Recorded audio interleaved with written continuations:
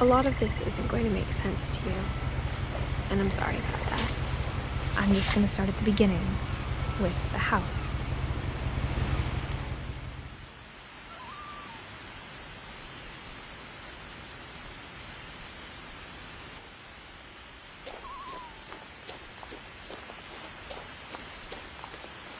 I lived here until I was 11, but I wasn't allowed inside half the rooms.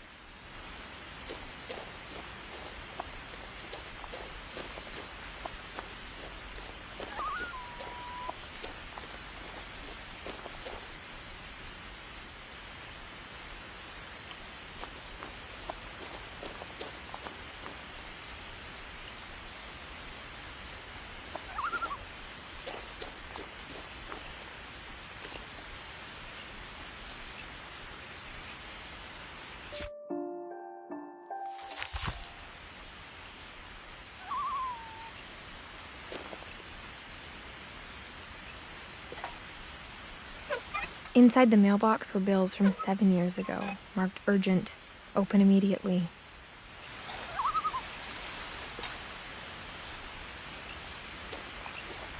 I hadn't been back since my brother Lewis's funeral.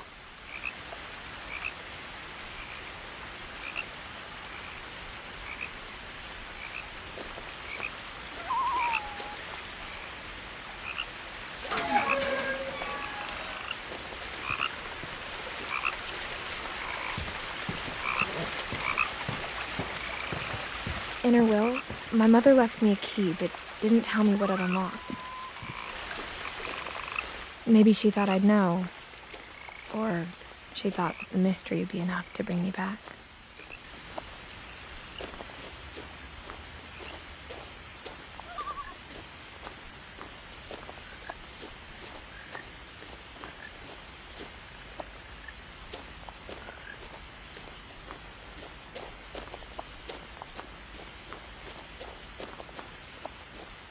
No one had driven this way in a long time, but I saw a few hoof prints.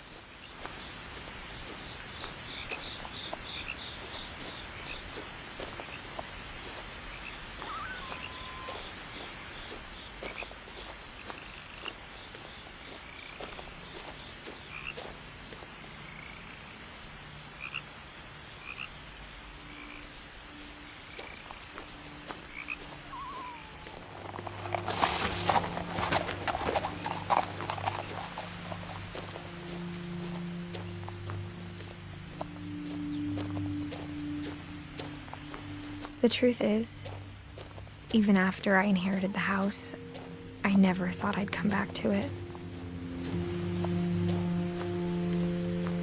But now I had questions about my family that only the house knew the answers to.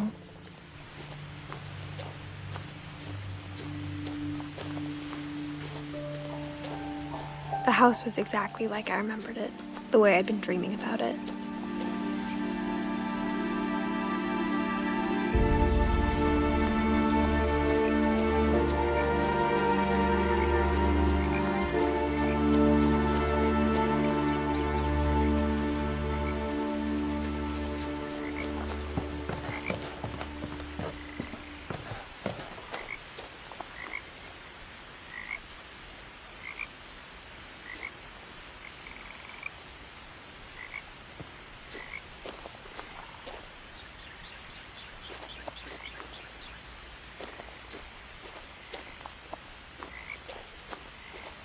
As a child, the house made me uncomfortable in a way I couldn't put into words.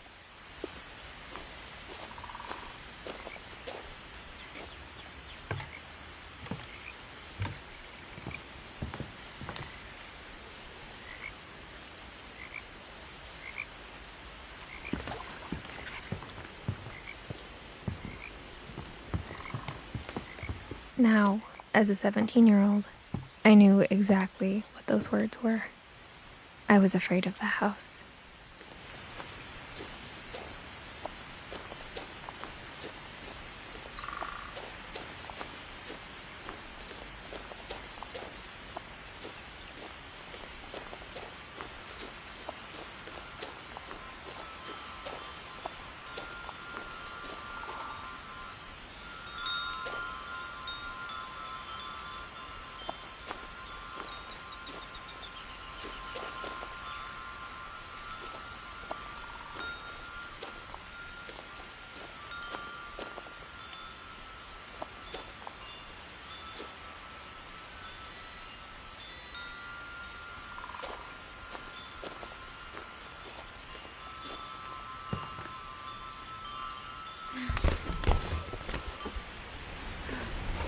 Crawling through the doggy door used to be a lot easier when I was 11.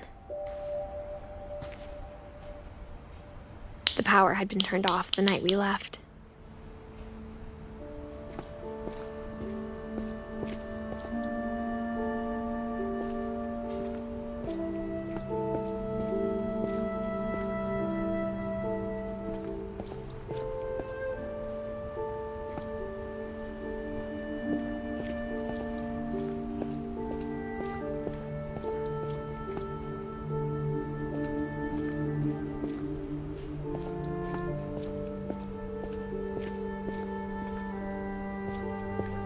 For the first time in years, I felt like I was home.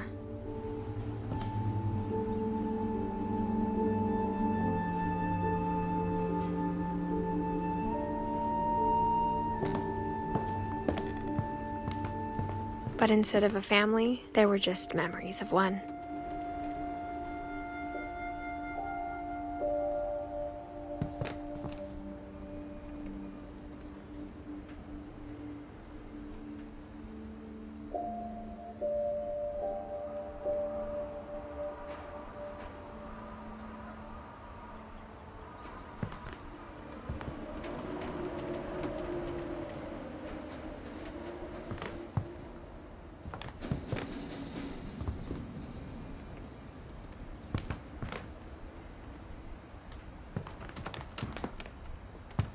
Like how after Louis started working at the cannery, we all got sick of eating salmon. Except our cat, Molly. Or how only one restaurant would deliver to our house, so we had Chinese a lot.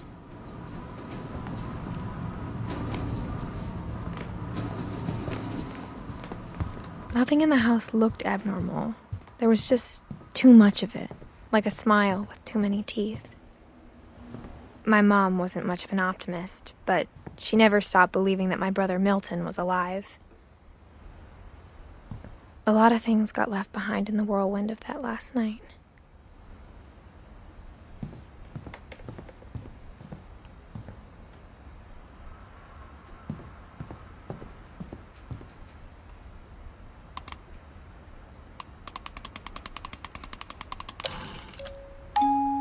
Great-Grandpa Sven built a music box for Barbara, along with the rest of the house.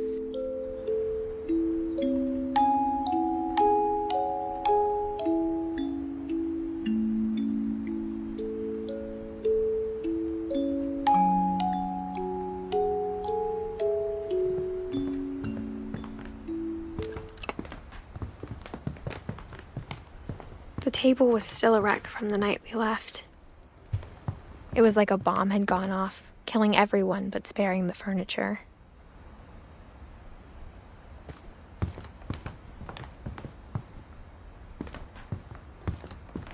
My mom was the only one of us who could imagine Great-Grandma Edie living in a nursing home.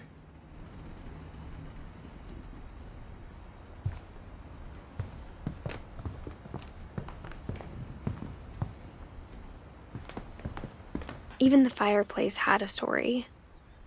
Edie told me the bricks came from the original house, after it sank.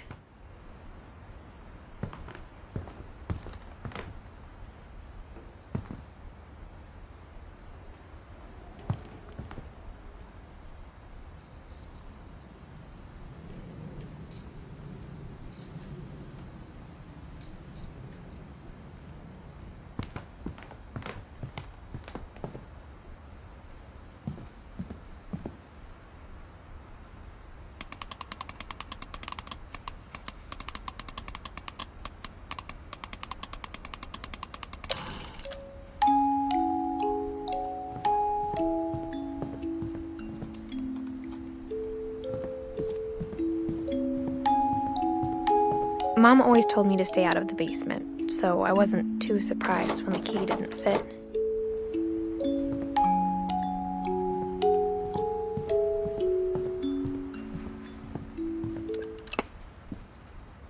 After Milton disappeared, Mom sealed up all the bedrooms. Then Edie retaliated and drilled peepholes. I spent a lot of time playing in Great Uncle Walter's room. I think my mom sometimes regretted not sealing it up. Louis told me there were secret passages, but I never believed him.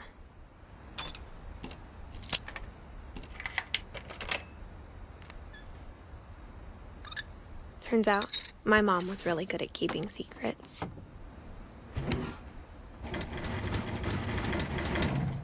Now it was time to find out what my mom had been afraid of.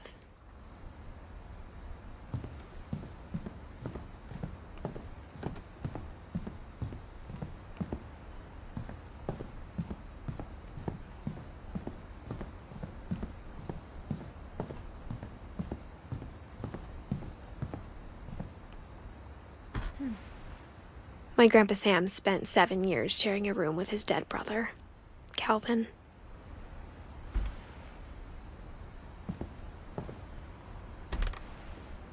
As a kid, I just assumed every house had peepholes and sealed rooms you weren't allowed inside of.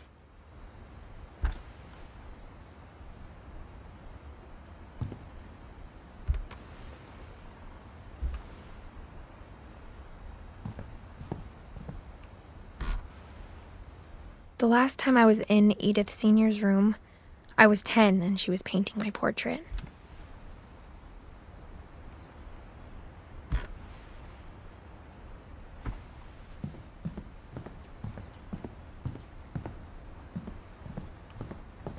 Whenever people ask me about my family, the first thing they always want to know about is Barbara.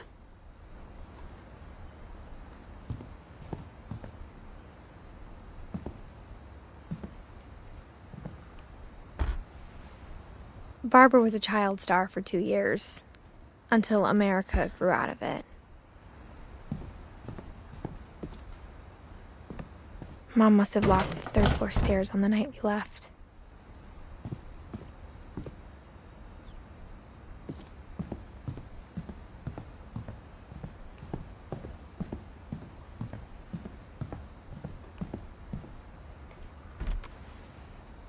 Molly always seemed like a girl I could imagine being friends with, if she hadn't died in 1947.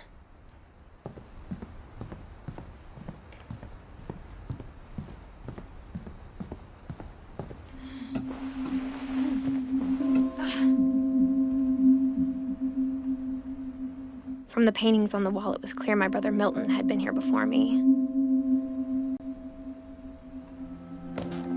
Reading this, maybe it sounds like I had a plan.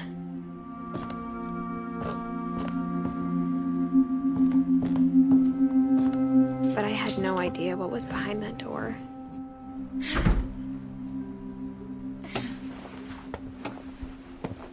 Just like I had no idea where all this was gonna lead.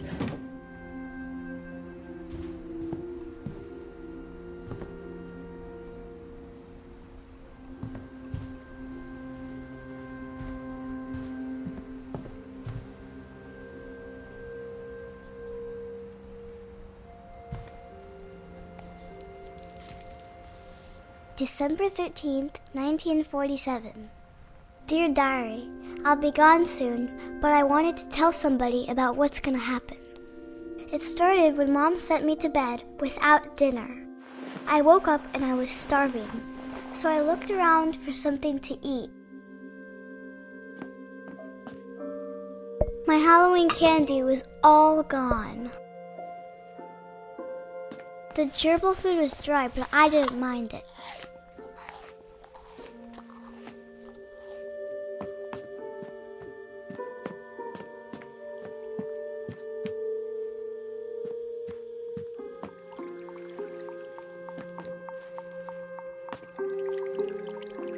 I thought about eating Christopher, but I held back.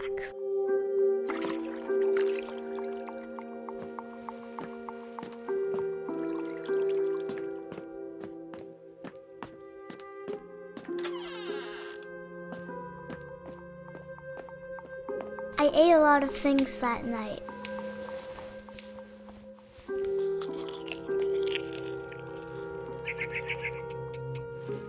I kept eating and eating.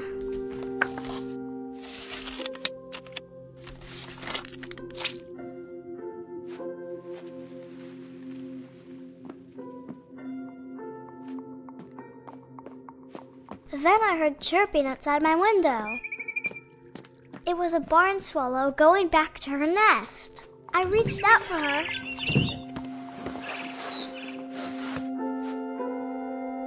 And suddenly, I was a cat.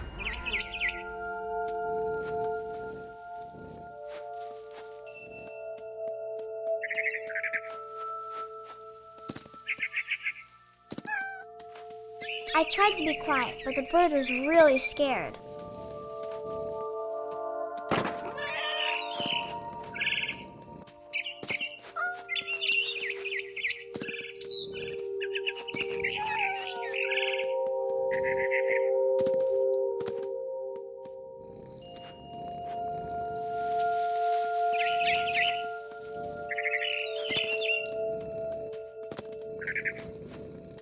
The babies were all gone.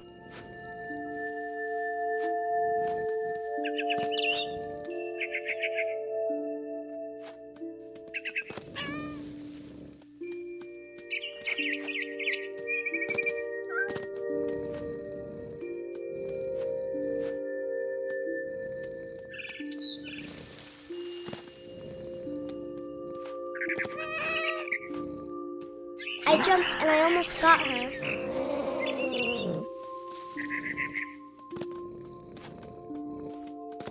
I could tell she was getting really tired.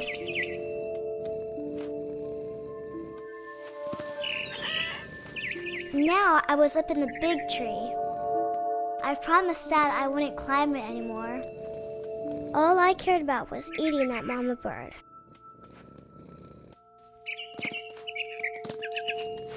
I gobbled her up.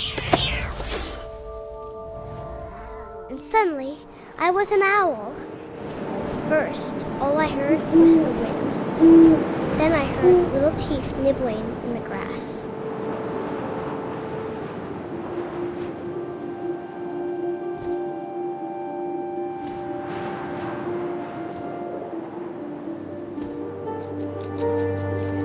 Rabbits.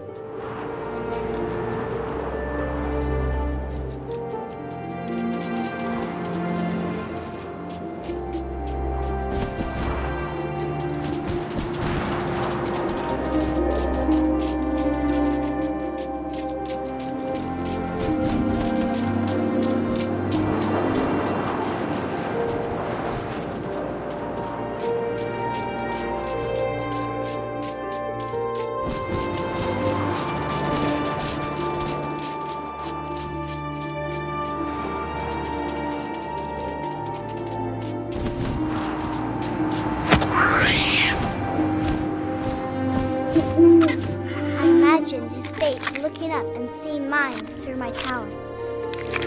I swallowed him up, and I didn't chew one bit. Then I flew off to find something bigger.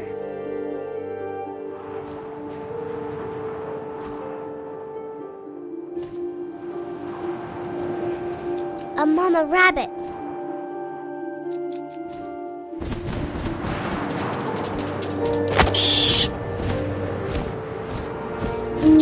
almost too big to carry. I started choking, but I couldn't stop eating. And suddenly, I was a shark.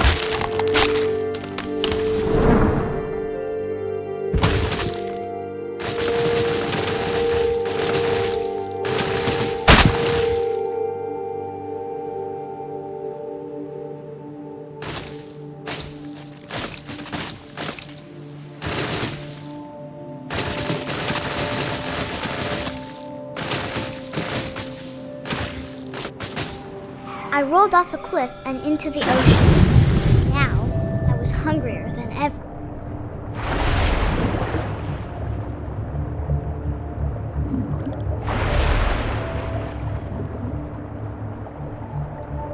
I wanted fat, juicy seals.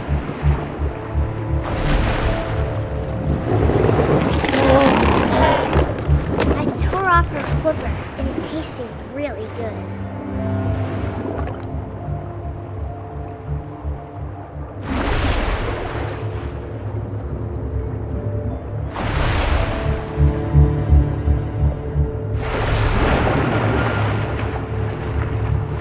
Grabbed on tight.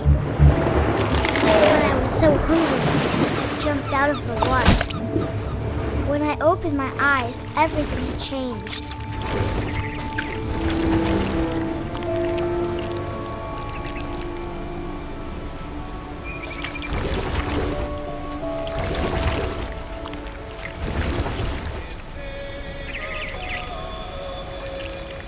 Now I was a monster, and I smelled people everywhere.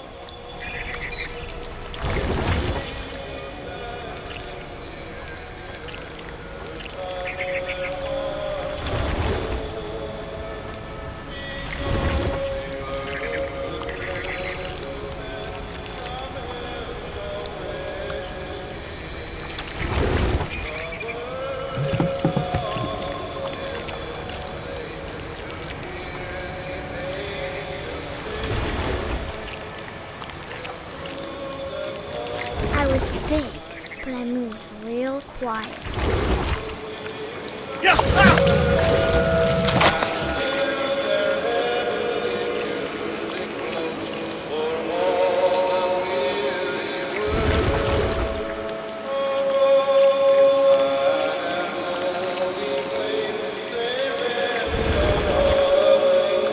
I wanted to stop, but also I didn't.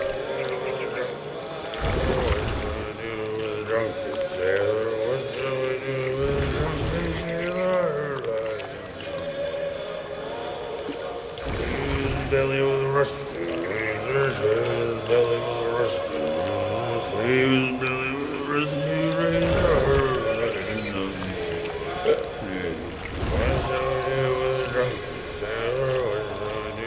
drunken sailor.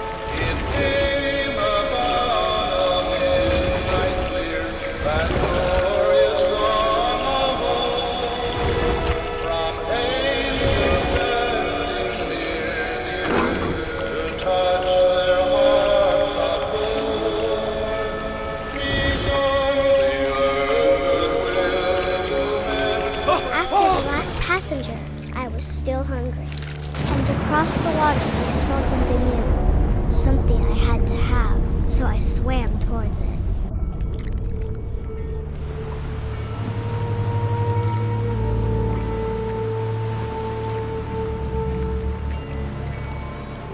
I slithered onto the sand, and the good smell went into an old pipe.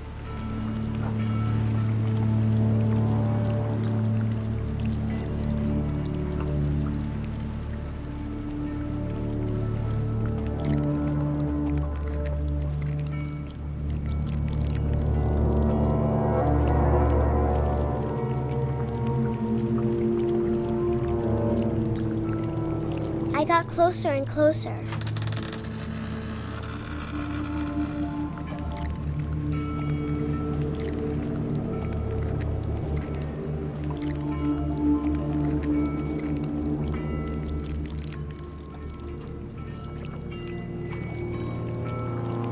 All of my stomach started growling. And suddenly, I was me again. I held my breath for a long time, but I couldn't hear anything. I think it's waiting for me to fall asleep. But it's not going to wait much longer. It needs to feed, and we both know I will be delicious.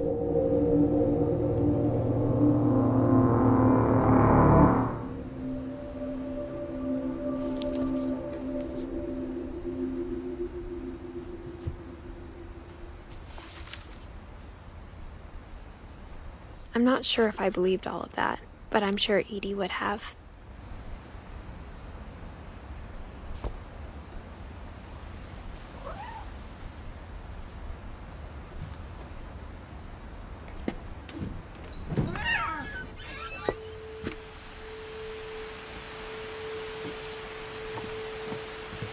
This will be obvious later, but my mom never told me any of these stories.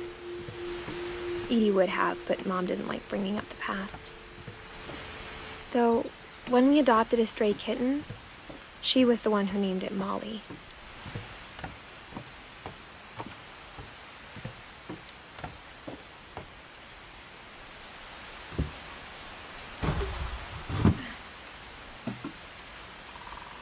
I spent a lot of time in Great-Grandma Edie's room.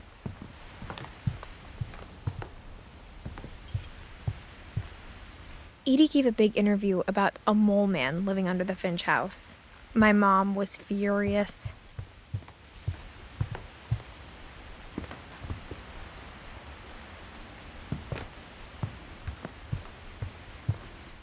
I hadn't thought of myself as Edith Jr. for a long, long time. One summer, they evacuated the island, but Edie refused to go. For a few weeks, she was a celebrity.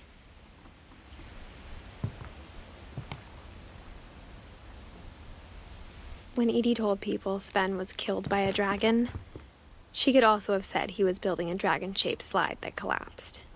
She could have, but she didn't. Even in her 90s, sometimes Edie seemed a lot younger than my mother. Her room was like a museum. For 500 years, the Finches have been famous throughout Norway for their fortune and misfortune. Odin Finch buries the latest victims of the family curse, his wife Ingeborg and their newborn son, Johan. On January 7th, 1937, he set sail with his family and his house, hoping to leave the curse behind. But 40-foot waves off the coast of Washington send the house and Odin to the bottom of the sea. Odin's daughter Edie, with husband Sven, Odin Finch is the first to be buried in the new family cemetery. His daughter Edie is already dreaming of a new Finch house.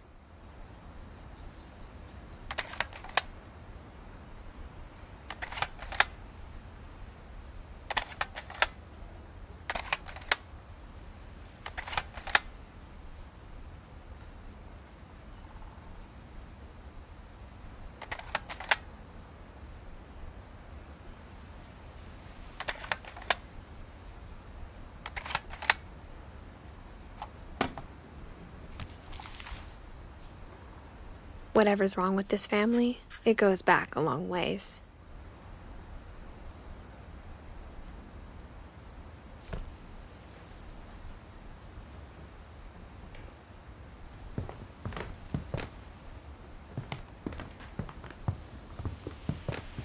Louis died a week before we left, but Edie had already started to memorialize him. Edie knit me a new pair of gloves every year, just in time to replace the old ones.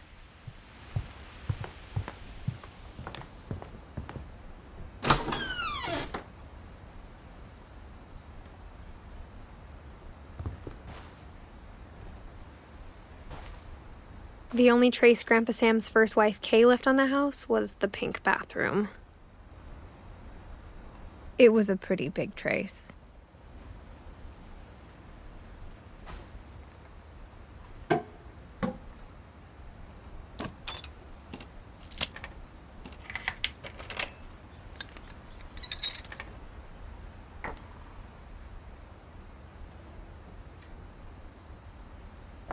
There's a secret in this bathroom. It's in the last place you would look. It isn't in the cupboard. It's hidden in this book.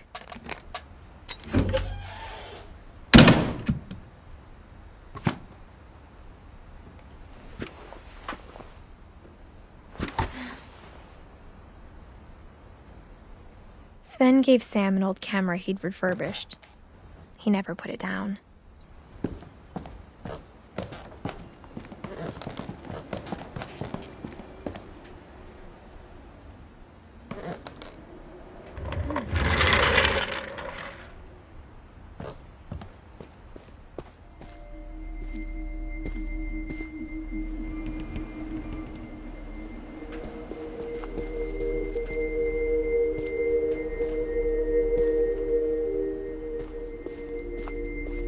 I knew Grandpa Sam had a twin, and that he never talked about him.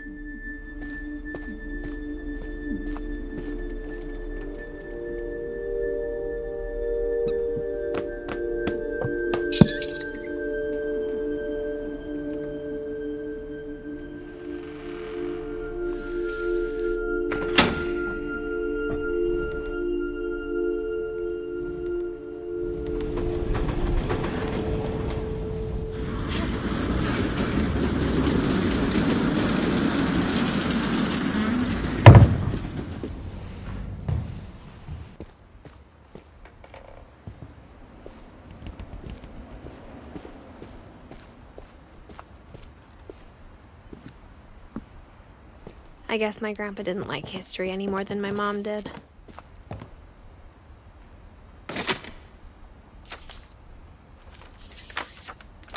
How I Want to Remember My Brother by Sam Finch. The thing I remember is that when he made up his mind, that was it.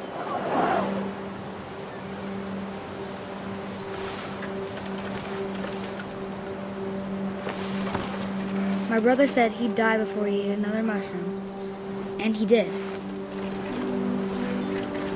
At Barbara's funeral, we swore we'd never be afraid again, and he wasn't.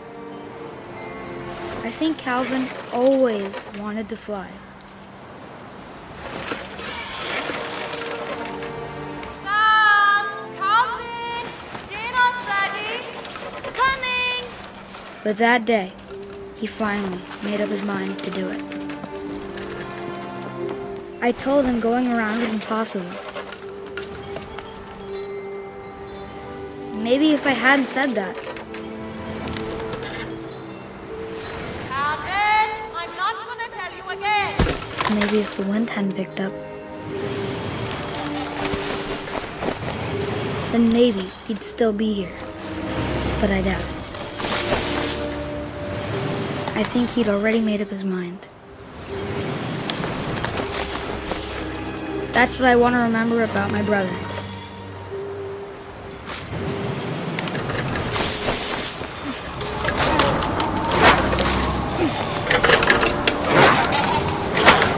The day he made up his mind to fly. And he did.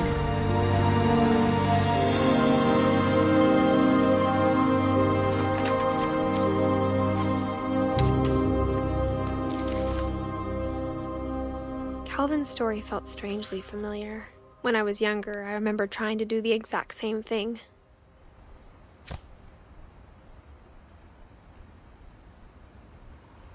After the funeral, Edie roped off Calvin's half of the room.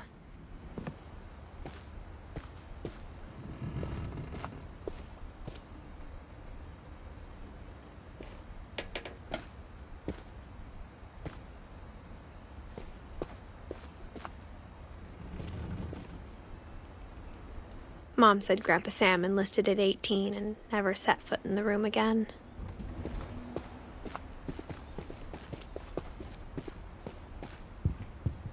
The passages were a pretty tight fit. They'd obviously been built for smaller hands and bellies.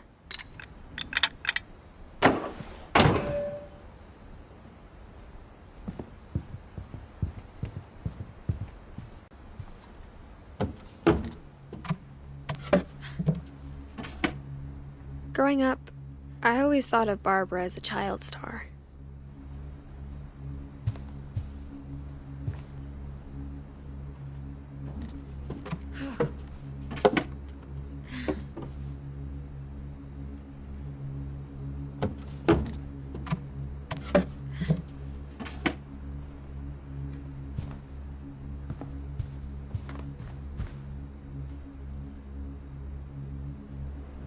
I never thought about how hard it must have been for her afterwards.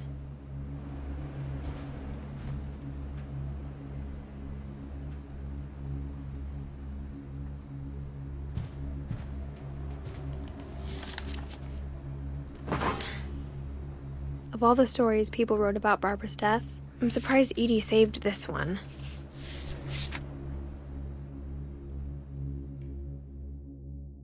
Old Jack here with another ghastly tale inspired by America's most unfortunate family. I'm calling it The Surprise Ending of Barbara Finch. As a child star, Barbara was famous for her scream. Now at 16, she was all washed up. A has-been. But in a lucky break, she'd been asked to perform her signature scream at a local convention for monster movie fans. It was just the boost her career needed. Unfortunately, her scream hadn't aged well. Getting better. I think you just need the right motivation. Her biggest fan and current boyfriend, Rick, was about to demonstrate when... Now that was a great scream. It was Barbara's father, Sven. He'd slipped into a table saw and had to be rushed to the emergency room. So Barbara got stuck babysitting her youngest brother, Walter. Her convention comeback was canceled. Okay, I'm hearing frustration, but I'm not hearing terror. What if I tried... A gang of hoodlums in Halloween masks have been terrorizing Orcas Island tonight. Police are urging residents to... That came from the basement. You're right! Also, I loved your delivery on that. Why is your basement door locked? Because my dad likes making puzzles and secret passages. There's a key hidden in the music box. The secret is to keep winding and winding until finally the key pops out. Thanks, babe. I'll be back in a sec. 20 minutes later, Rick hadn't returned. So Barbara went to look for him, right on cue. She reached for the music box. And as she wound the key, she listened for Rick, but the house was silent.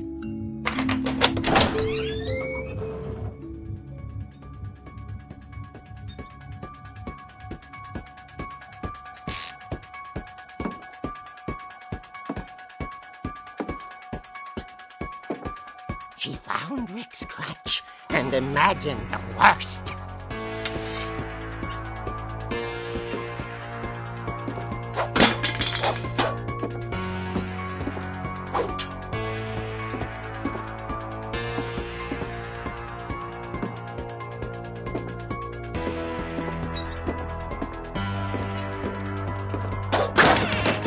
The gang's leader is the infamous Hookman killer, Dr. Carl Hamill, who impaled and then ate his family 10 years ago tonight.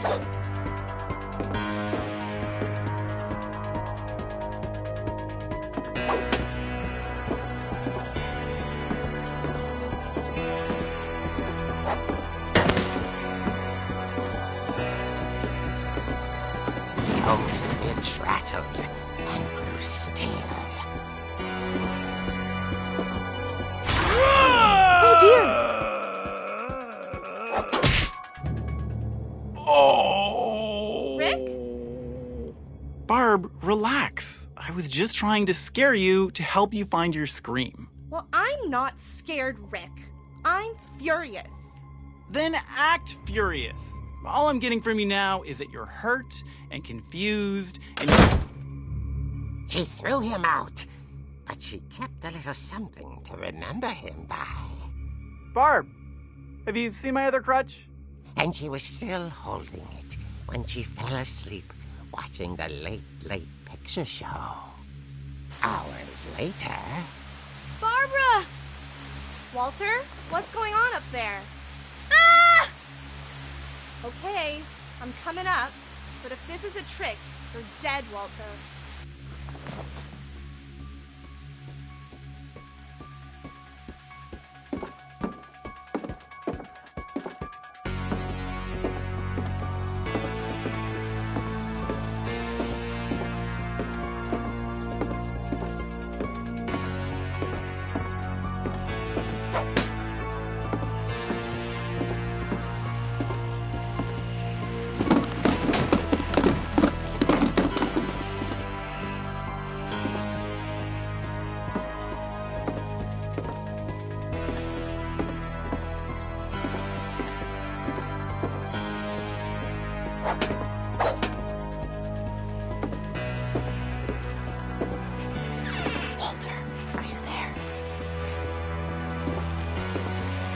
Walter had vanished, but his bedside radio was still on. Orcas Island police describe the man as 6 feet tall, with a steel hook for a hand. Residents are urged to lock all doors and windows and notify the police of any suspicious activity. Barbara turned, saw the hook man, and was speechless. He was quite smashing. And who he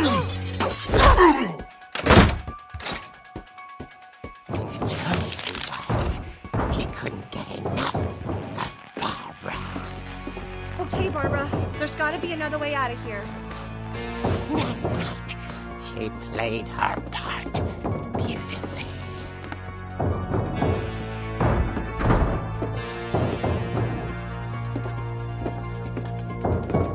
Molly's door hadn't been opened in years. The hinges groaned.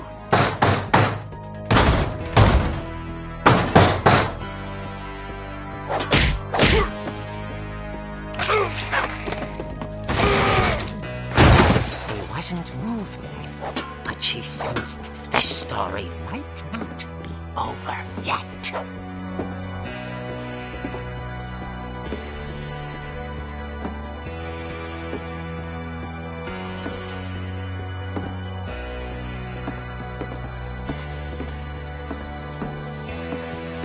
The hookman had vanished. She listened for his breathing, but all she heard was...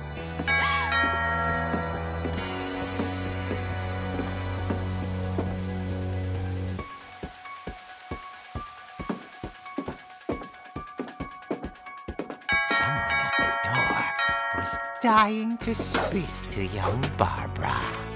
At the door, she heard whispering.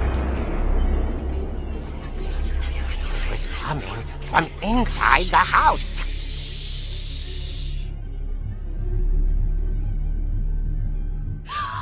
Oh dear. The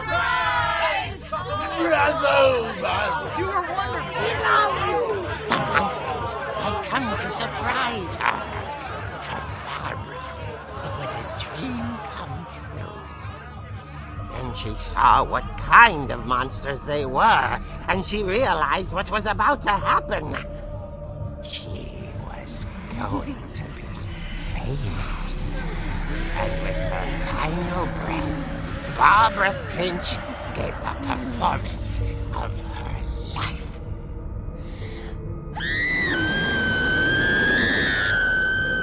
I wasn't there myself, but I hear Barbara was magnificent.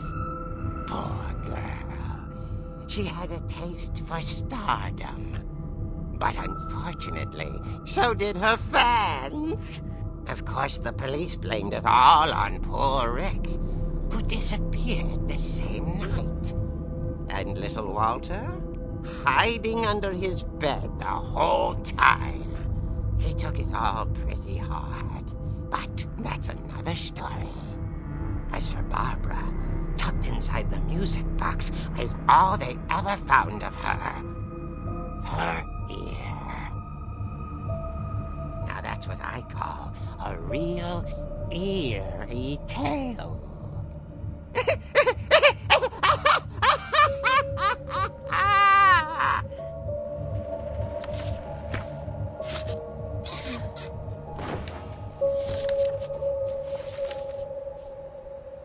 Edie told me all Barbara wanted was to be remembered, as absurd as that comic was. Maybe what Edie saw was a happy ending.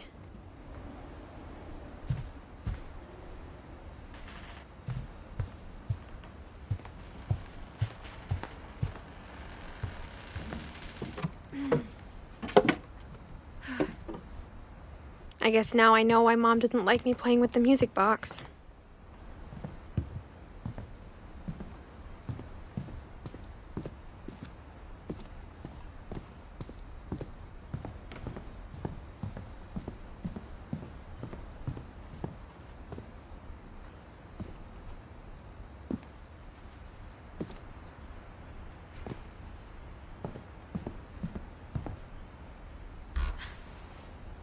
Edie told me once that every finch who ever lived is buried somewhere in the library.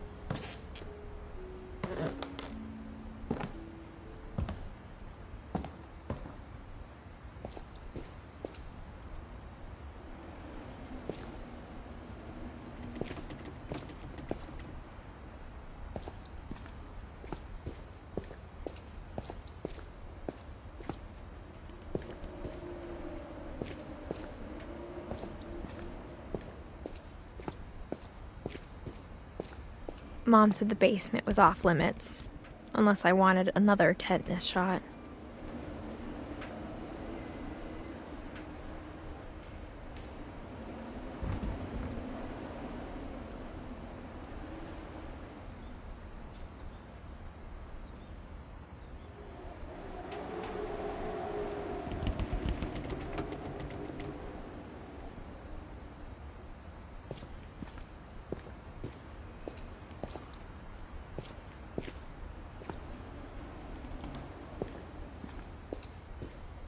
I saw Edie sneak down to the basement once, carrying packages. I thought maybe she was hiding presents. It turned out she was hiding a lot more than that.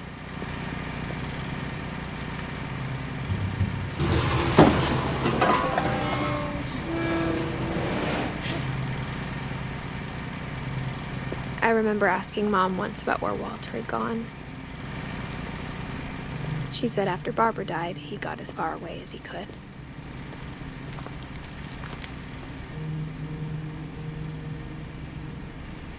If there's a pattern in all these stories,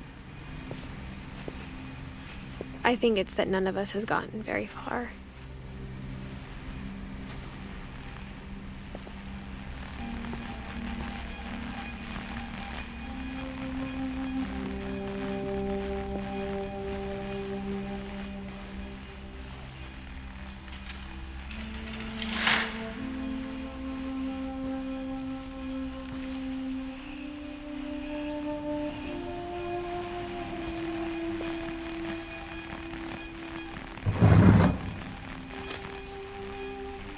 Goodbye, everyone. I can't believe I've been down here for 30 years. that first day, after the shaking started, I didn't think I'd survive a week.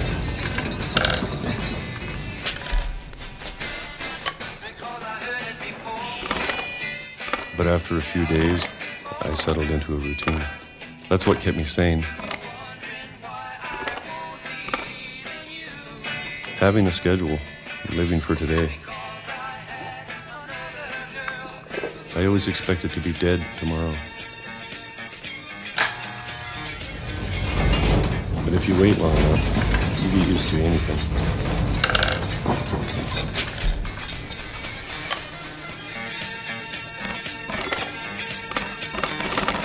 Even a monster on the other side of the door starts to feel normal.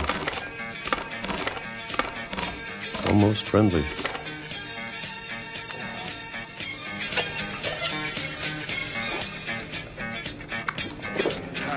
And then one day, everything just stopped. Whatever that thing was, it was gone. Maybe it got tired of waiting. Or maybe I just got tired of being afraid.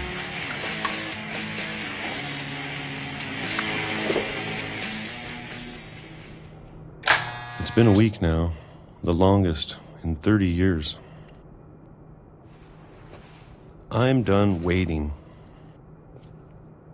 I have to leave while I still can.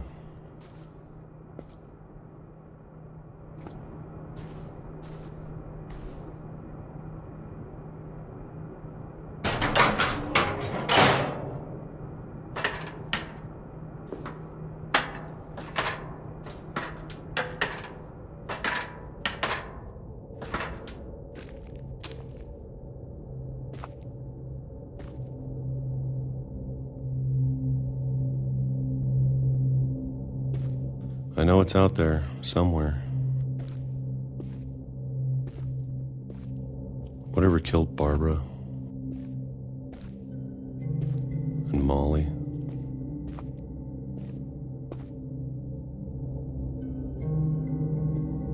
And Calvin. Maybe this is all a mistake. But I need to stop living the same day, even if it kills me.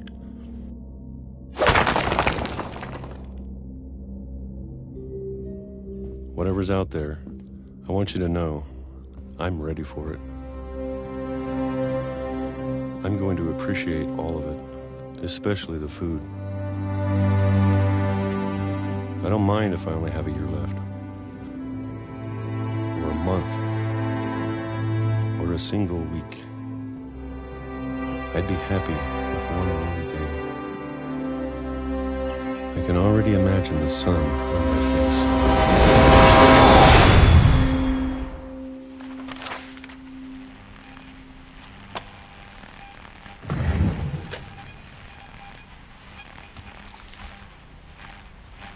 Walter died when I was 6. I can't believe my mom never told me he was down here.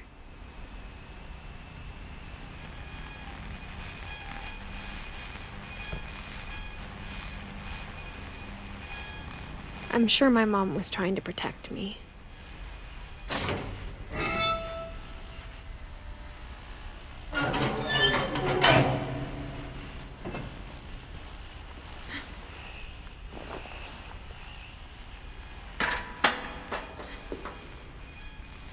Maybe she was afraid I'd end up like Walter.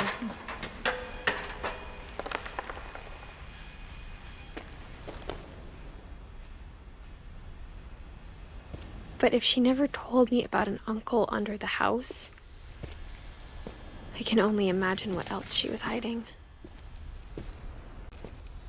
I don't want to make the same mistakes she made.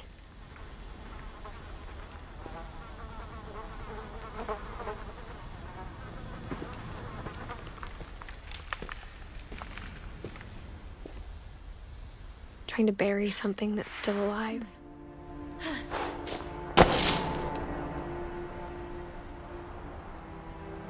Now that there's only one of us left, or maybe 2, I thought it was time I heard the stories for myself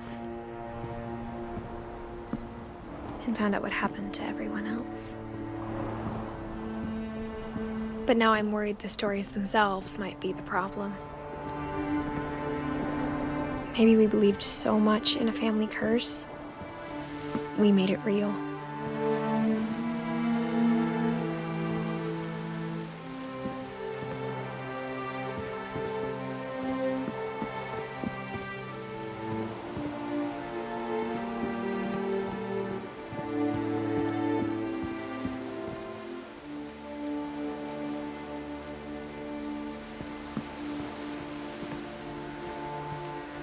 I don't know if I should even be writing this.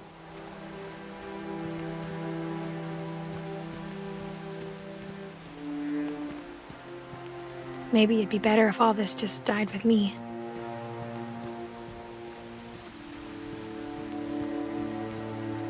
But I thought you should know about your family.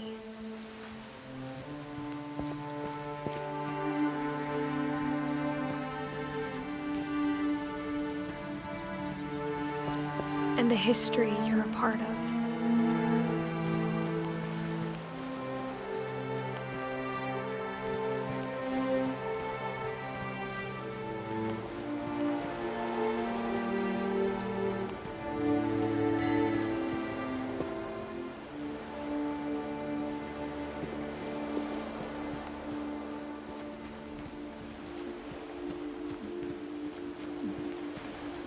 Though to be honest, I feel as lost as you probably do right now. I think the people in these stories believed them, for what that's worth.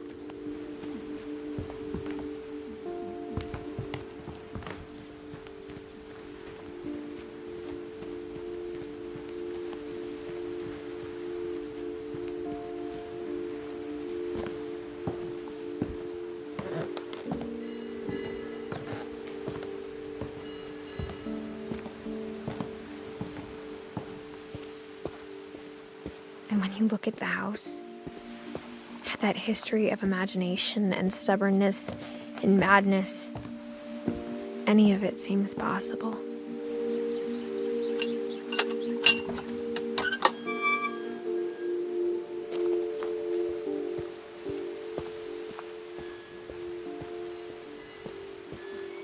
I think we've been surrounded by death for so long, we've just gotten used to it.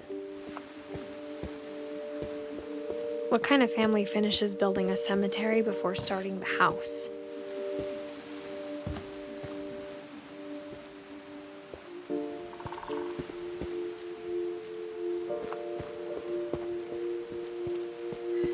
It's embarrassing for me to admit this, but the pet cemetery made me more uncomfortable than the human one. 3 of the gerbils were mine, and 2 had been my fault.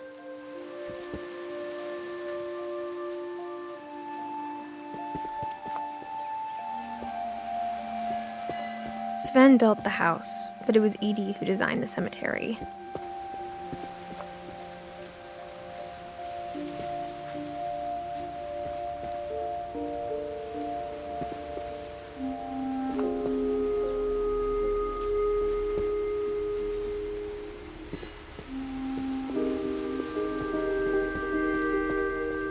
I'm sure Odin's monument had been Edie's idea. My mom was always trying to move on, but for Edie, the past never went away.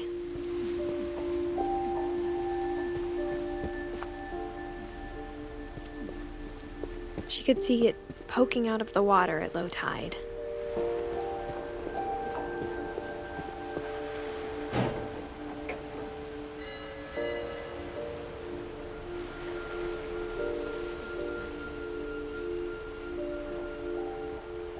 Edie said she dreamed about the old house every night.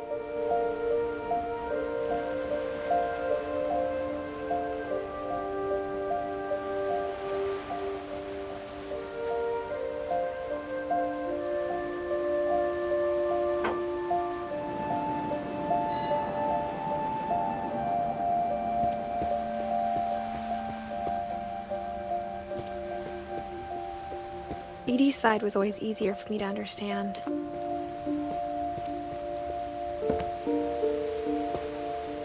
But the older I get, the more I can see where my mom was coming from. Her dad had been pretty strict, but it wasn't enough to save her brothers. She was just trying to do better.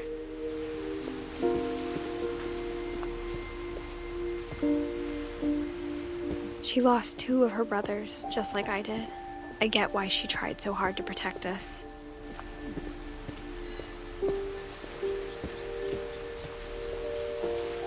There's so many things I wish I could ask my mom now. Part of me thinks this is what she wanted all along. For me to come back someday and find everything out for myself.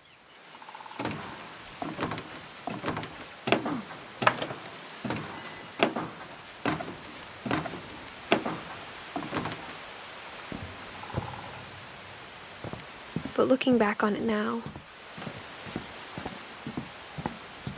if she told me there was going to be so much climbing, I never would have come when I was 22 weeks pregnant.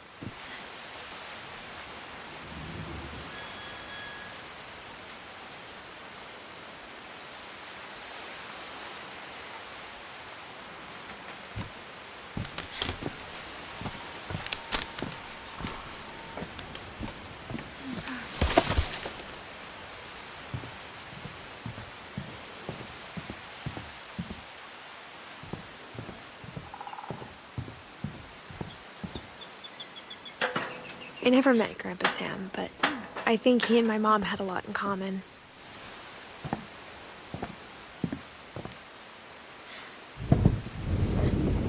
They were both pretty intense. Sam spent his life shooting photos, but Mom said he got nervous being in front of the camera. I guess we're all afraid of something.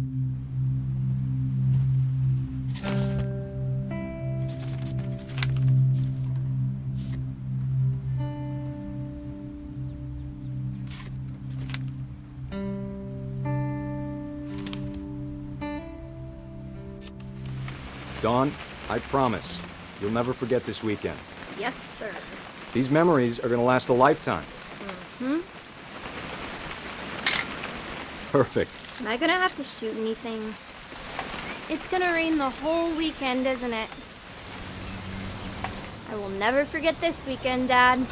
That's the spirit. Okay, got it. I'm gonna take some pictures, okay?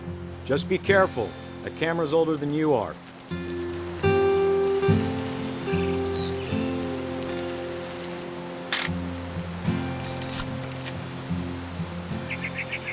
You're right, Dad. It's starting to clear up. Still freezing, though.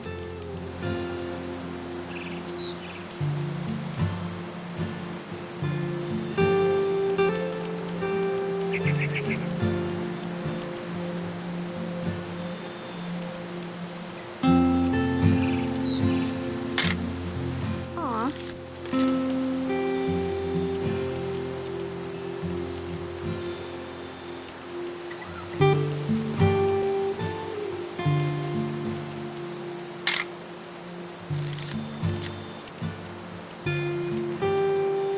Definitely should not have drunk all that coffee.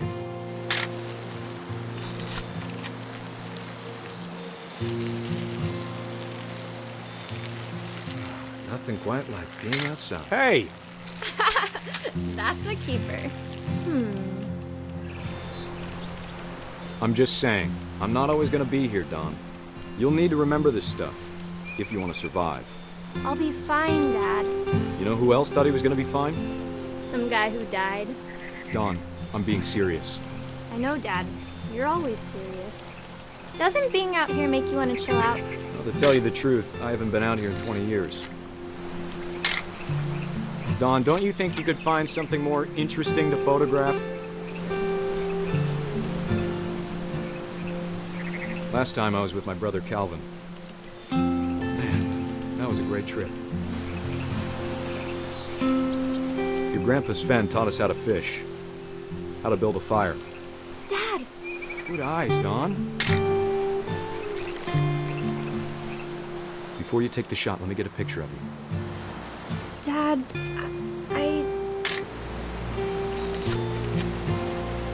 Let me get behind you. do I have to do this? Dawn, you don't have to do anything. But if you want to survive, you'll need to be strong. Great shot, Dawn!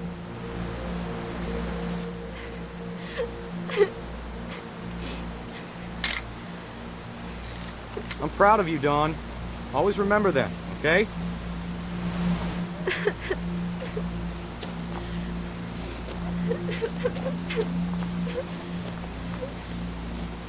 Sorry, Dawn. Just gotta reset the timer.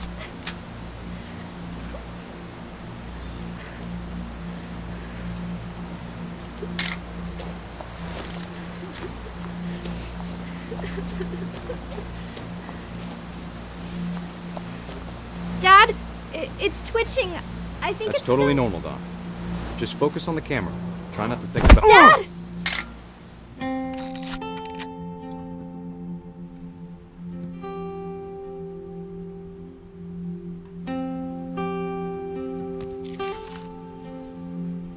Of all these stories, that's the one I wish most that my mom had told me.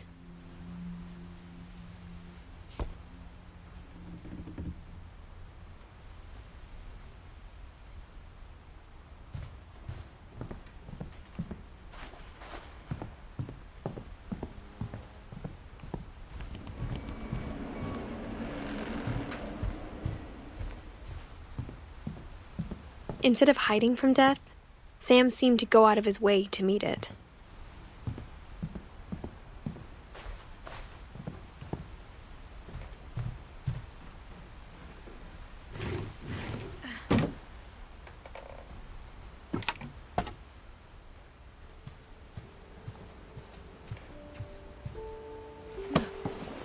After Sam died, my mom and Edie got really close. They'd both lost a lot.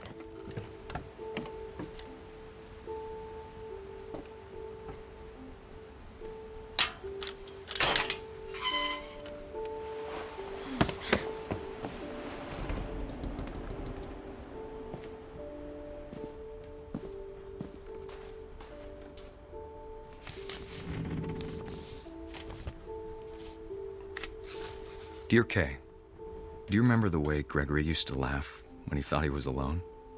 Like something funny was happening, but only he could see it. I think he saw things the rest of us don't.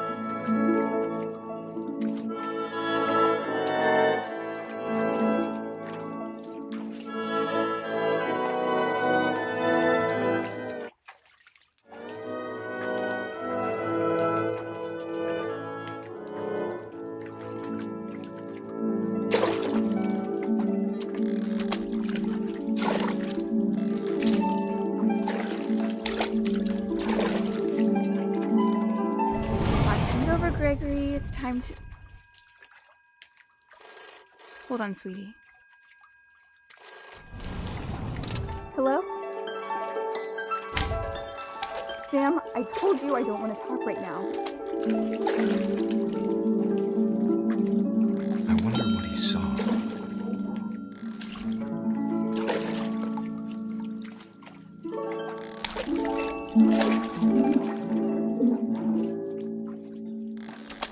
What his world was like.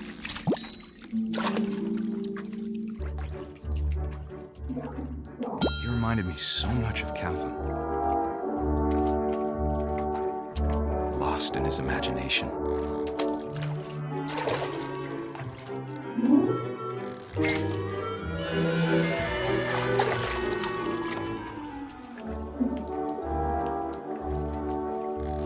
Whatever it was, he saw.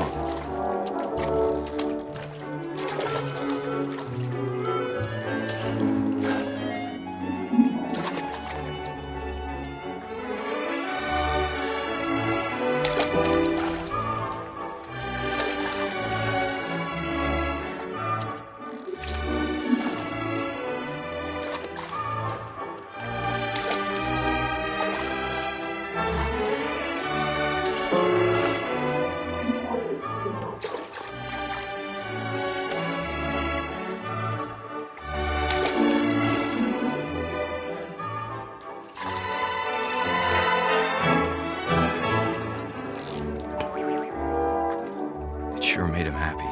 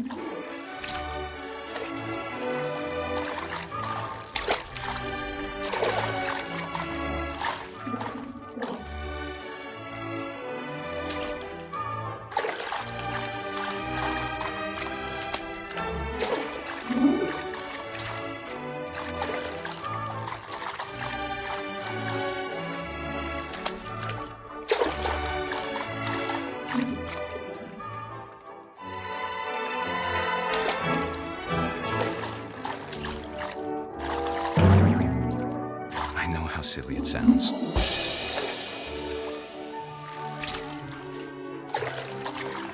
That I worried about a baby being too happy. But I could feel him slipping away. Sorry about that, Gregory. I know you did everything you could. Maybe if I hadn't called that night. Damn it. Hold on, I don't want Gregory to hear this.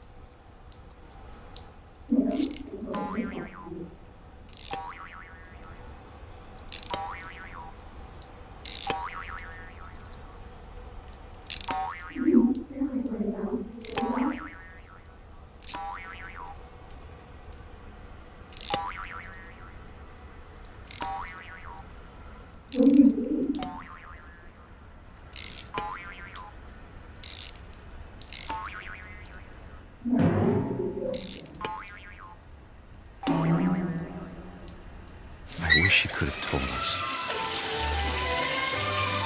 about the world he saw.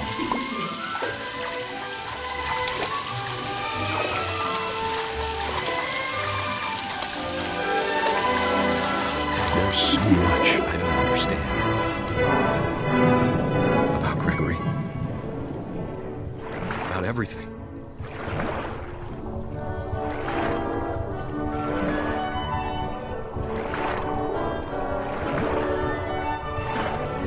But I know what happened wasn't your fault.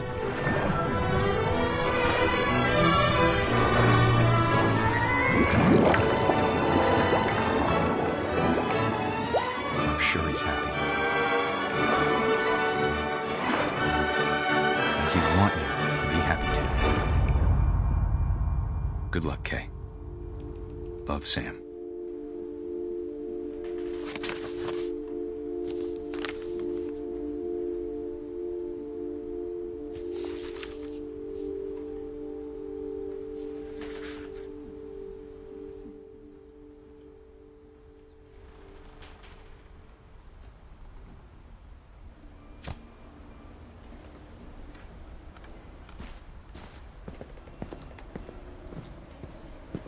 can't imagine my mom ever writing poetry, and yet...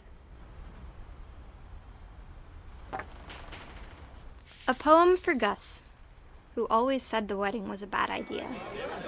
Our father never hit us kids, at least not very hard, before the day my brother said with teenage disregard that he'd be dead before he'd see a wedding in our yard.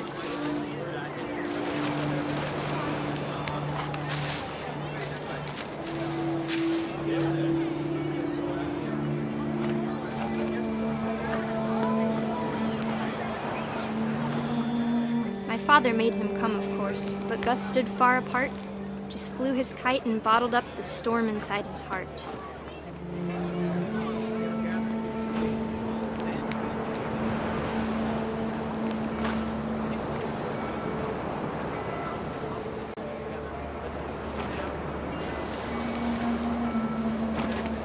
I tried to talk him out of it, but though he'd never met her, "We don't need a stepmom," were the words that I now pronounce you husband and wife. You may kiss the bride.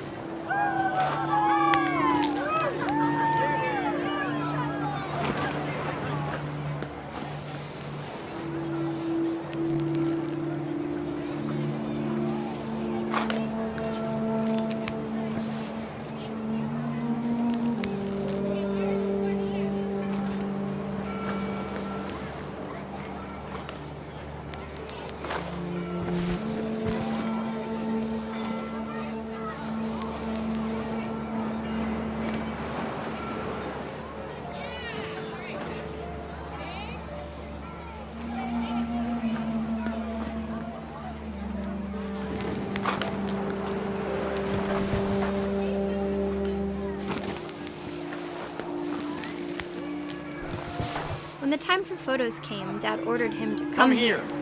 But Gus declined, and as a sign held up his middle finger.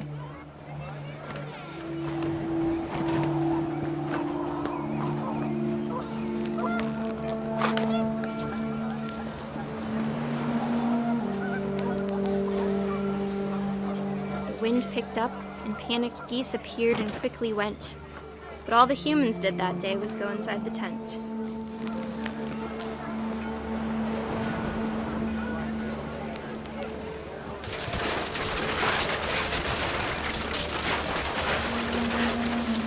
The rain came down in buckets then, but no one seemed afraid that nature might destroy the tent our dad had crudely made.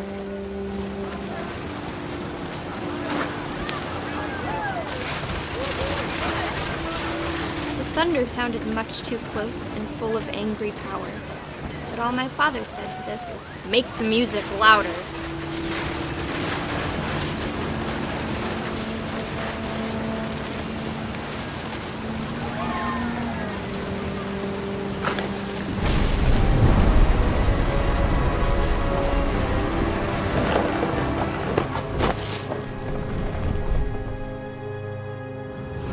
I wish that I could truly say I thought about you on that day.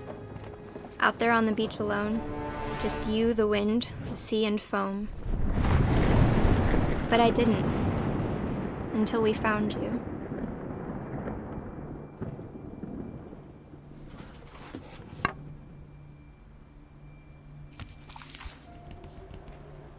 She never talked about him, but Mom told me once if I was a boy, they were going to name me Gus.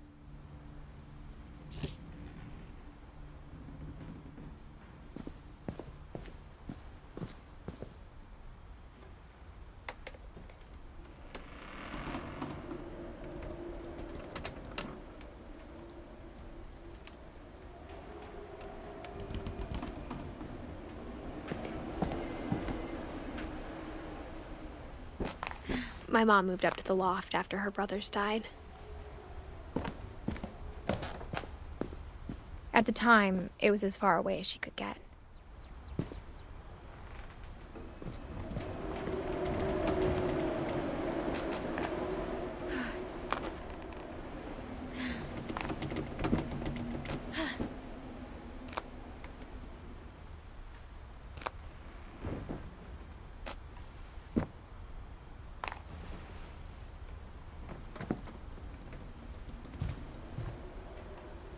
Religion was another thing my mom never talked about, but I think it helped her a lot after her dad died.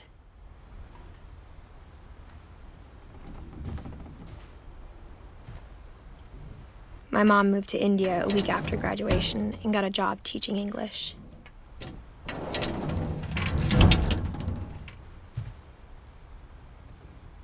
She spent a summer building houses in Calcutta, where she met my dad, Sanjay.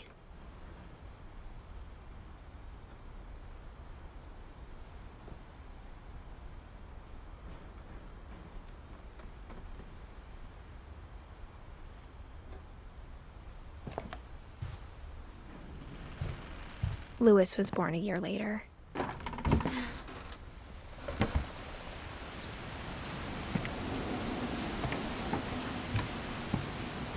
When my dad died, I don't think Mom knew where else to go. I'm sure Edie was happy to have her back. The house had to get a little bigger, but Edie was used to that. And for a while, things were good. Almost normal.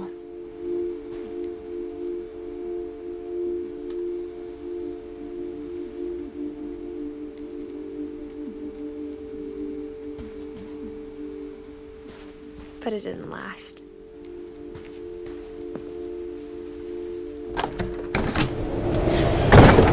The beginning of the end was Milton's 10th birthday, when Edie gave him a castle.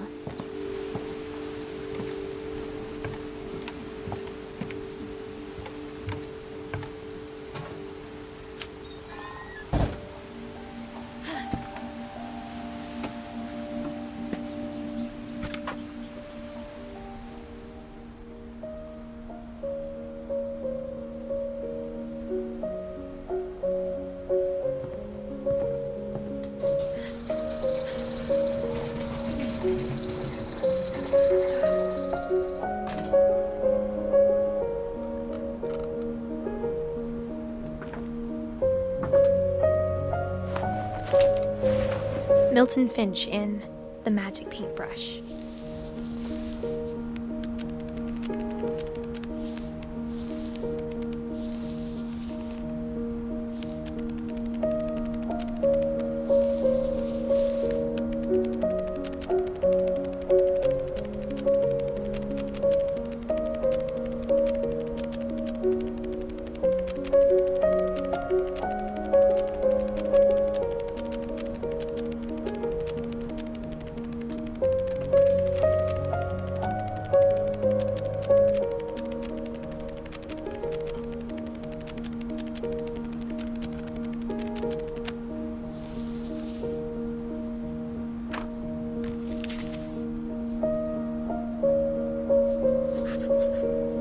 I was 4 when Milton disappeared.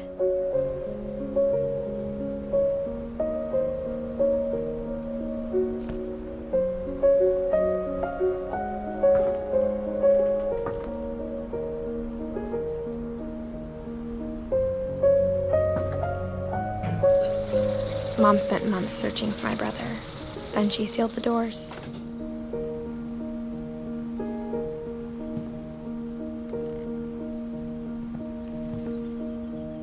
Whatever Milton had found in the house, Mom didn't want it getting out.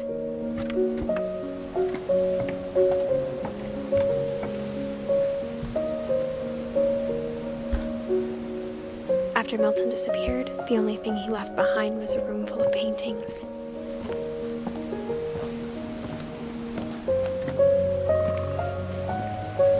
Mom definitely blamed Edie, but I think Louis blamed himself.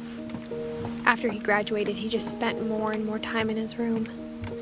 Until Mom got him a job at the cannery. Everyone always told me to stay out of Louis's room. Except Louis.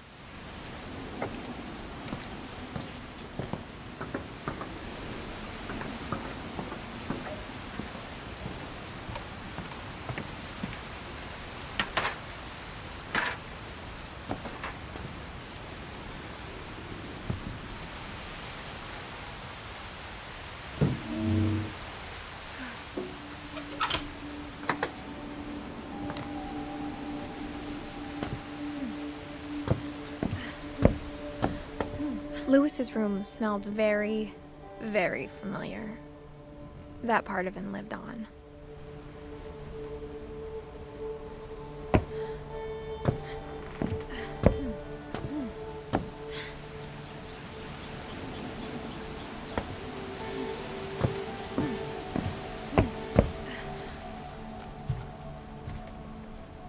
Louis and I spent a lot of time playing games together, but he was surprisingly bad at them. He died a lot.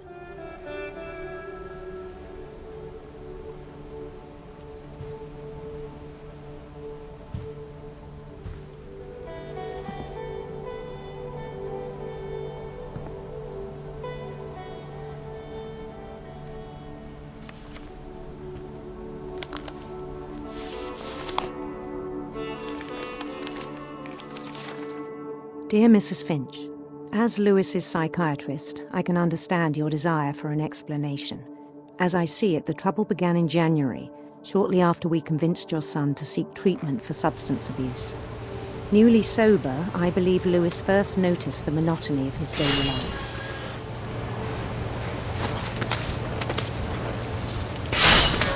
He kept working at the cannery, but he withdrew part of himself. In our sessions, I saw the same behavior.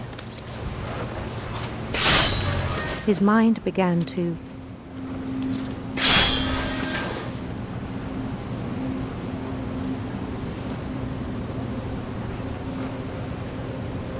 wander.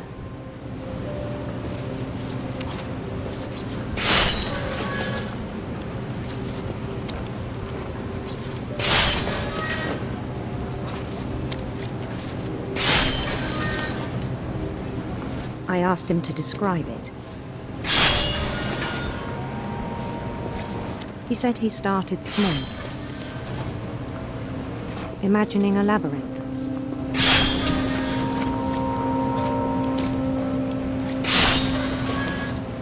He'd feel his way about.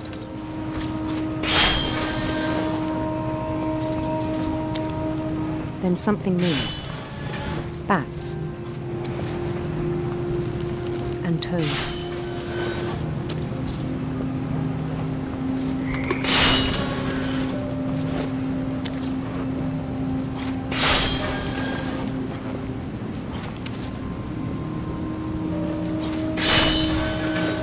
And things that have not names.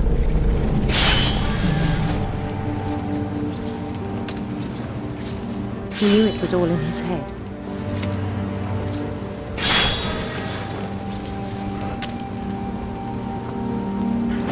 He took it very seriously.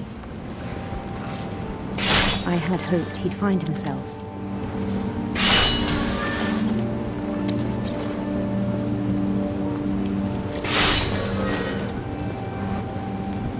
But he found something more. I worried about him then, daydreaming at the cannery. I spoke with his boss. But he said Lewis had become a model employee. Methodical, tireless, focused. Like a whole new Lewis. So I let him go on.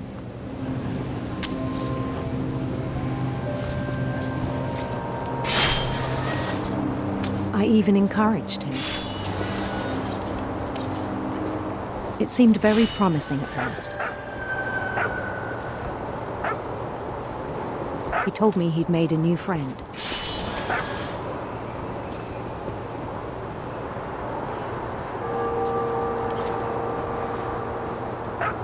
On the edge of a city he named Lewis Topia.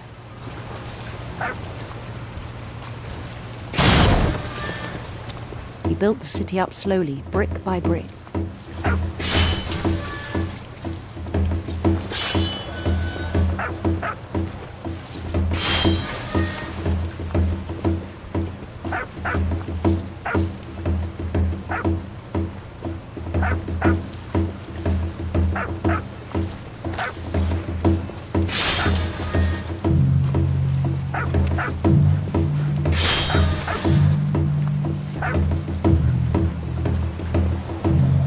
Then he made musicians.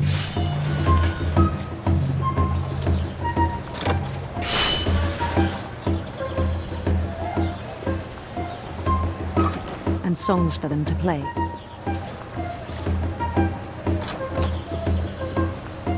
He tripped about starting a band.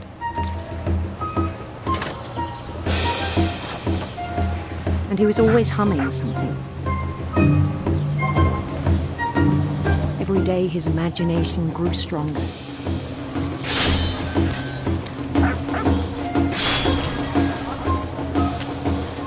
He no longer spoke at the cannery, but his chopping was as reliable as ever. Then one day it struck him that all the cheering crowds, even the stones under his feet, were all in his imagination, so he could do whatever he wished.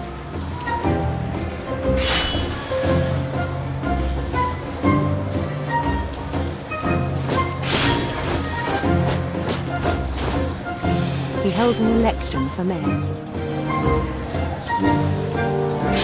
and he won.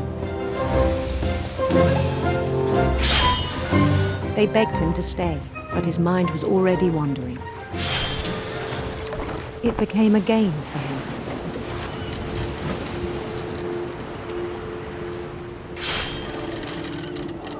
He'd conquer a city, then immediately push on. New Louisville.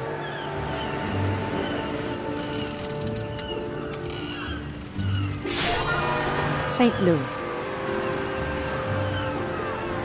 He started drifting away from our reality.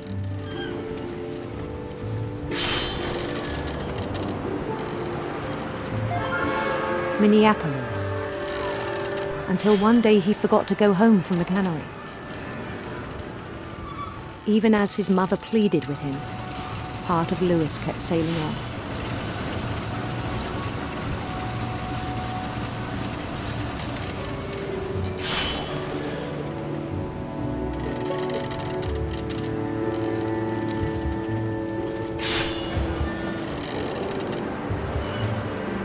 In Louisburg, he heard rumors of a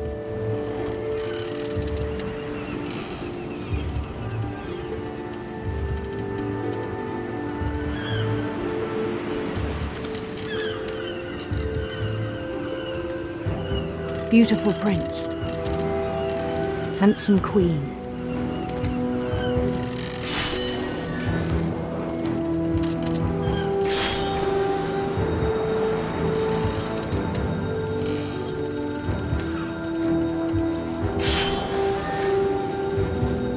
The queen was on her own quest for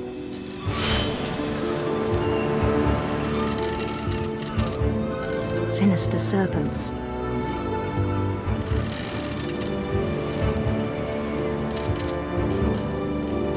Radiant rainbows.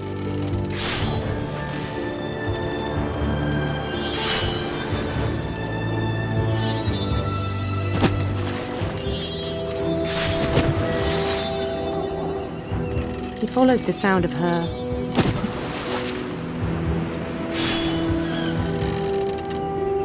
electric sitar.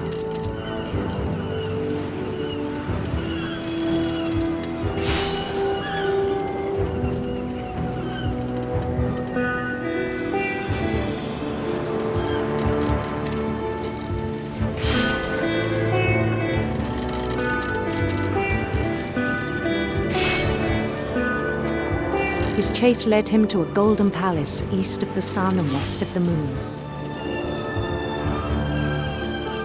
Even then, his logic remained sound.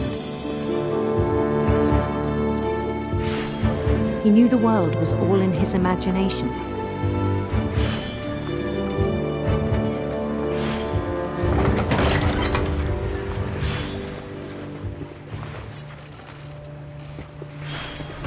But he was so proud of having created it.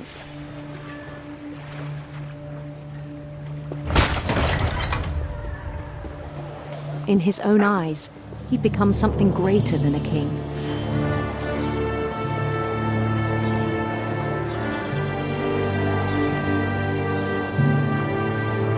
For someone who'd never known success in the real world, I think it was overwhelming. And then it struck him that the real Louis was not the one chopping salmon, but the one climbing the steps of a golden palace.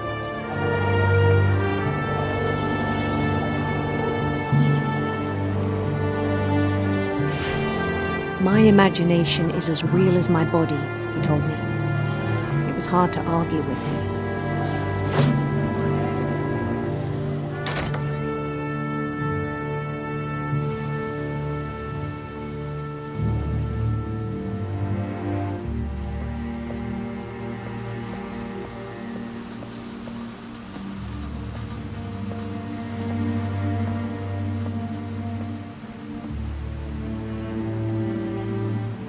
Began to forget the world we know.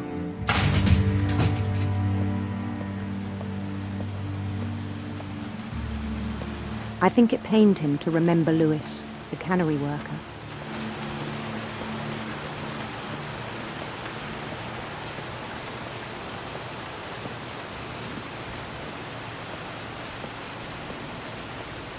He began to despise the man with a royal contempt.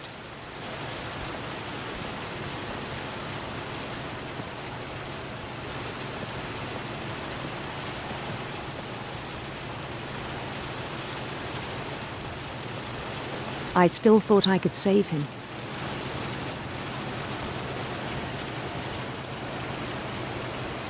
Even after he said he was being crowned king over all the lands of wonder. The palace would be packed with his companions.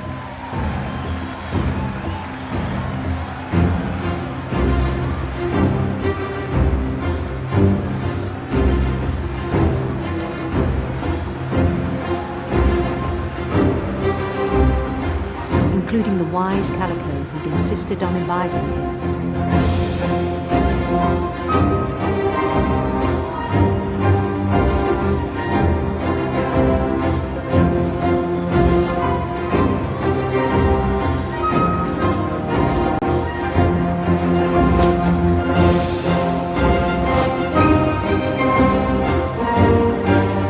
His queen waited, holding his crown.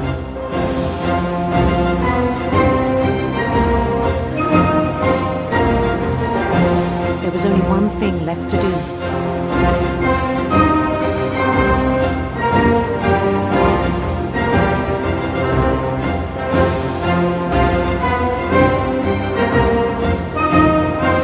Bend down his head.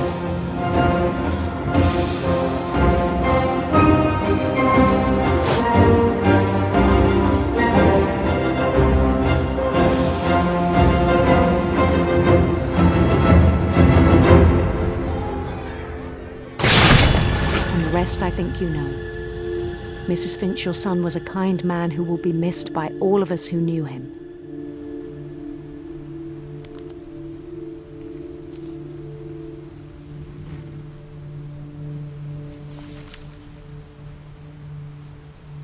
My brother was really cool. I wish you could have met him.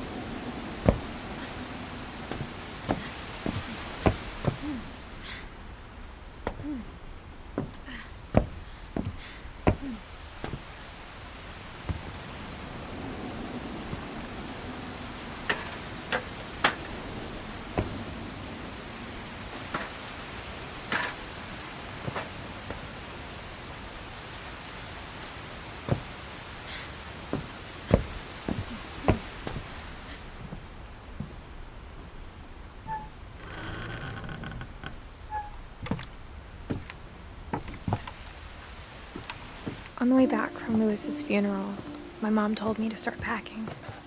She waited until the day before we left to tell Edie. I'm not sure if she wanted to make it easier or harder. I wish we'd stayed.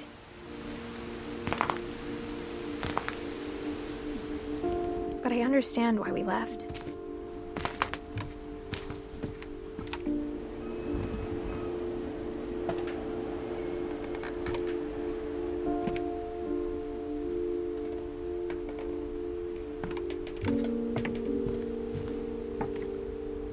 My mom ended up leaving everything behind.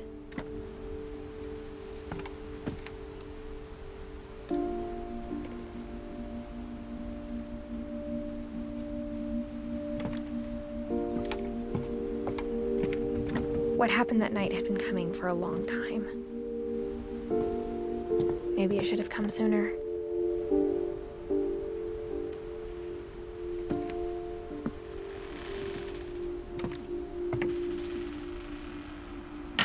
But it had to end one way or another.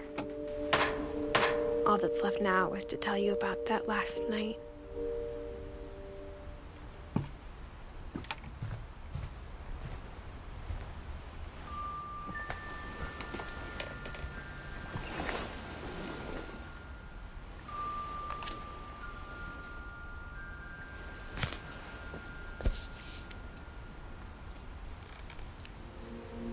That whole last day, Edie just watched us pack and didn't say a word.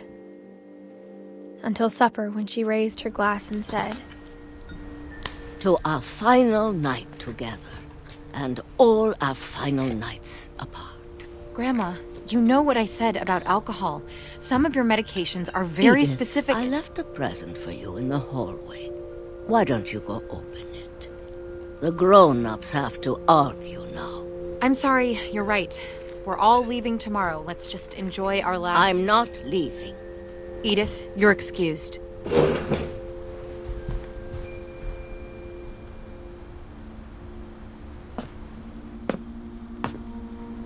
The power had been shut off that morning, but Edie always had plenty of candles. When my mom sealed the library, I don't think she knew about the other entrance, or that Edie had a key to it.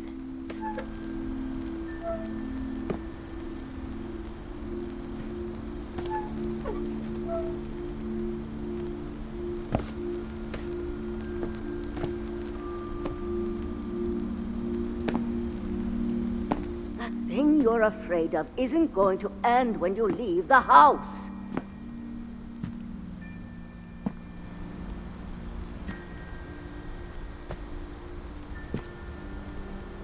Edith has a right to know these stories. My children are dead because of your stories. I think it's best if Edith and I leave tonight. We'll have the nursing home send a van for you in the morning, okay?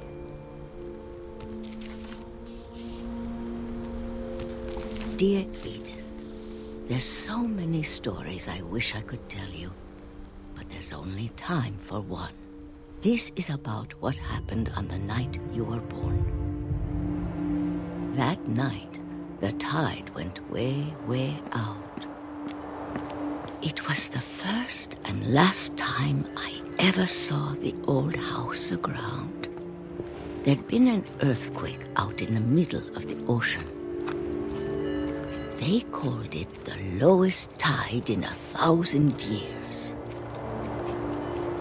God, it smelled awful. You know, I've seen that house every day of my life.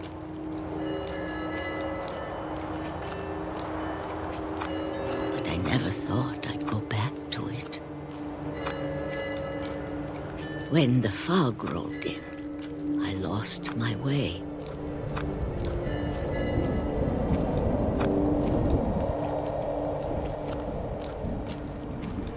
I got turned around.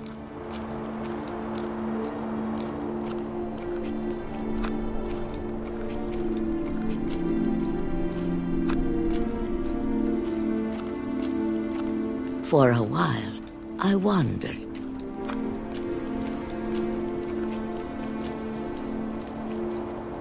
I started seeing things.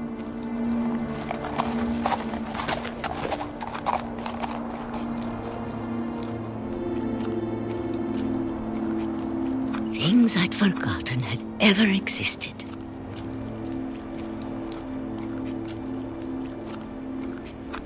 But when I saw them, they felt like old friends. That night, a lot of things came back to me. Or maybe I came back to them.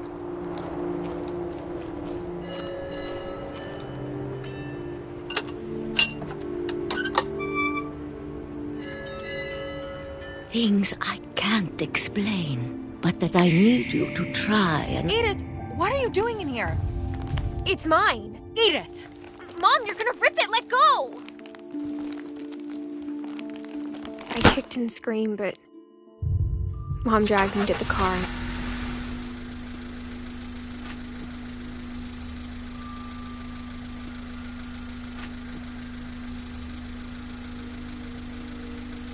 I never saw Great-Grandma Edie again. The next morning, the van came to pick her up, but she was already gone. After that, we moved around a lot.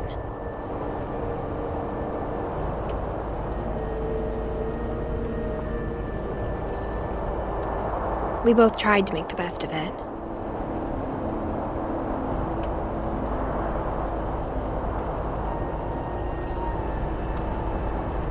A few years went by.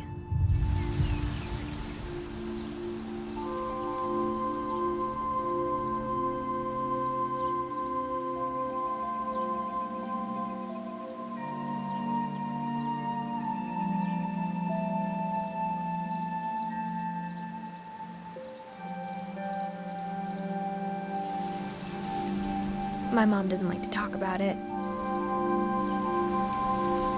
but she started getting sick a lot.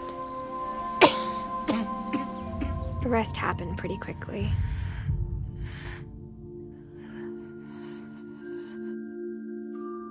She got better for a while, and then she didn't. And then I was alone. The last finch left alive.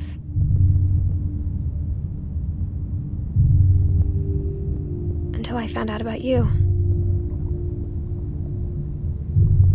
I'm still not sure what to tell you about all this. If we lived forever, maybe we'd have time to understand things. But as it is, I think the best we can do is try to open our eyes. And appreciate how strange and brief all of this is. This journal was supposed to be for you. But now I hope you'll never see it. I just want to meet you and tell you all these stories myself.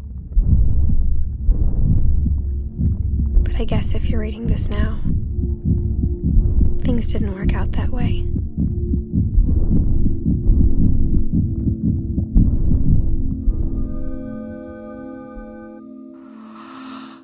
This is where your story begins. I'm sorry I won't be there to see it. It's a lot to ask, but I don't want you to be sad that I'm gone.